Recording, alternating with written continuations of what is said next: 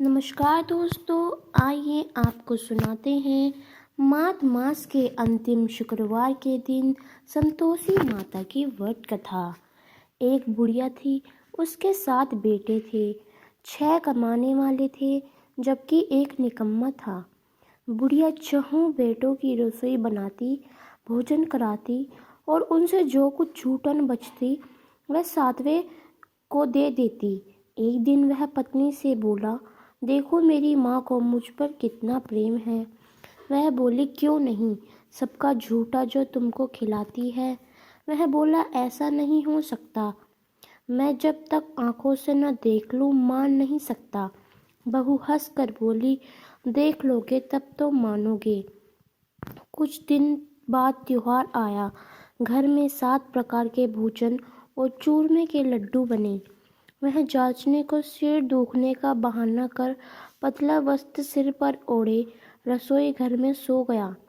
वह कपड़े में से सब देखता रहा। 6 भाई भोजन करने आए। उसने देखा माँ ने उनके लिए सुंदर आसन बिछा, नाना प्रकार की रसोई परोसी और आग्रह करके उन्हें जमाया। वह देखता रहा। 6 भाई भोजन करके उठे तब माँ ने झूठी थाली में से लड्डू के टुकड़े उठाकर एक लड्डू बनाया।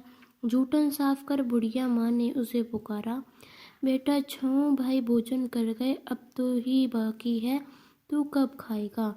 वह कहने लगा, माँ मुझे नहीं खाना, मैं अब परदेश जा रहा हूँ। माँ ने कहा, कल जाता हो, आज चला जा। वह बोला, हाँ आज ही जा रहा हूँ। यह कहकर वह घर से निकल गया। 7वें बेटे का परदेश जाना चलते समय पत्नी की याद आ गई। वह गौशाला में कंडे उपले थाप रही थी। वह जाकर बोला, हम जावे परदेश, आवेंगे कुछ काल, तुम रहियो संतोष से धर्म आपनो पाल। वह बोली, जा पिया आनंद से हमारो सोच हटाए, राम भरोसे रहे, ईश्वर तुम्हें सहाय, 2 निशानी आपने देख धरू में दी। वह बोला, मेरे पास तो कुछ नहीं है, यह अंगूठी है सो ले और अपनी कुछ निशानी दे। वह बोली, मेरे पास क्या है, यह गोबर भरा हाथ। यह कहकर उसकी पीठ पर गोबर के हाथ की थाप मार दी। वह चल दिया। चलते चलते दूर परदेश पहुंचा। परदेश में नौकरी। वह एक साहूकार की दुकान थी।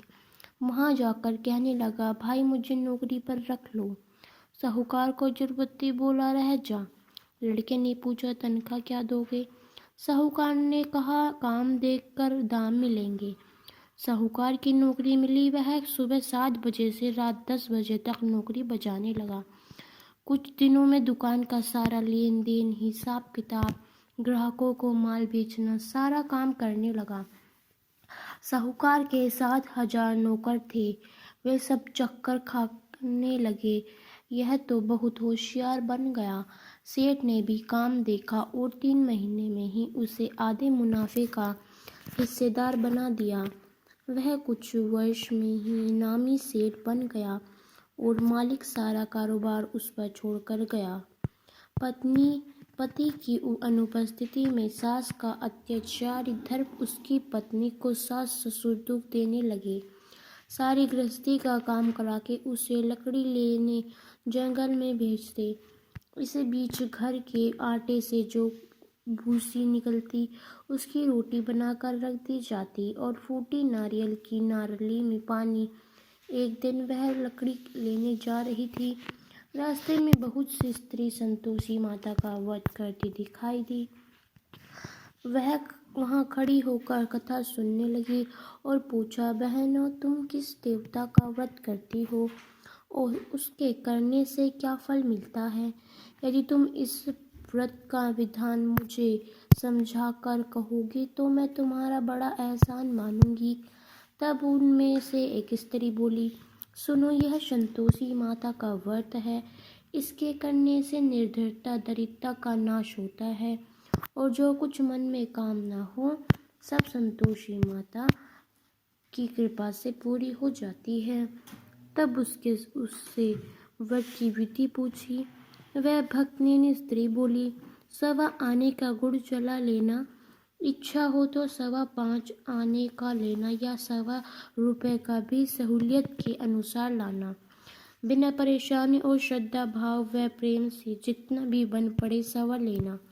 प्रत्येक शुक्रवार को निराहार रहकर कथा सुनना।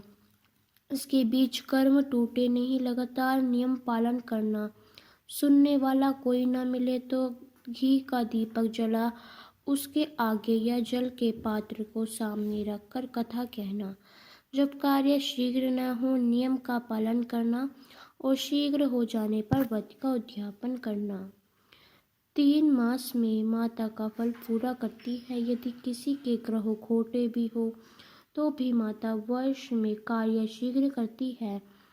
फल शीघ्र होने पर उद्यापन करना चाहिए, बीच में नहीं। उद्यापन में अढ़ाई सेर आटे का खाजा तथा इसी परिणाम से खीर तथा चने का साग करना।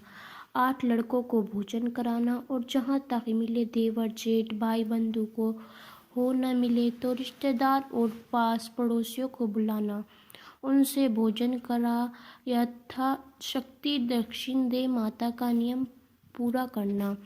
उस दिन घर में खटाई न खाना। यह सुन बुढ़िया के लड़के की बहू चल दी। तो दोस्तों, ये थी हमारी संतोषी माता की व्रत कथा। आपको कैसी लगी हमें कमेंट करके अवश्य ही बताइएगा। जय माता दी।